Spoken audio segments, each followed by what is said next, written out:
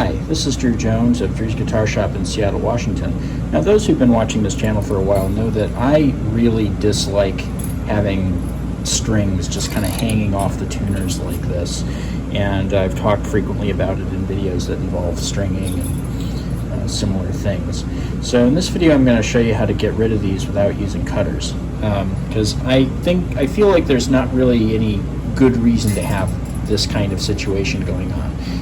These can poke your eye, they can poke your skin, they make a lot of noise, and just in general are kind of unsightly. So let's go ahead and show you how to get rid of these. So strings are made of steel that is drawn. What that means is that these start their life as something a little bit bigger, and they get run through little continually smaller holes to make the string as small as it is. But that process also makes these strings brittle, which is why I'm able to just do what I'm doing here and snap these strings off, just at the tuner.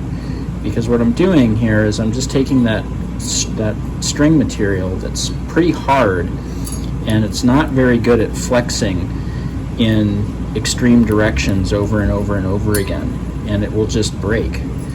And so you don't really need a string cutter to cut this stuff. You can just go ahead and you can rely on the kind of inherent properties of that string material to allow you to just kind of remove it easily like that. And see, just like that, bam, all of those strings are cut. There's no little sharp edges. In fact, I would argue that this does a better job than a string cutter, because this is leaving not even little edges for me to catch my fingers on. This is just, it's done and it's beautiful.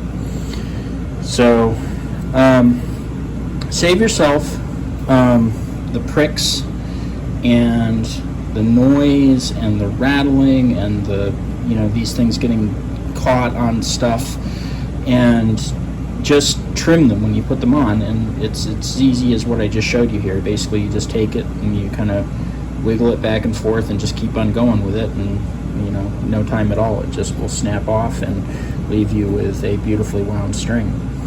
Anyway, hope this was helpful. If it was and informative, like, subscribe, hit the bell, all that good stuff. Link around to friends. If you liked it enough to give me a tip, there's information on how to do that in the description of the video.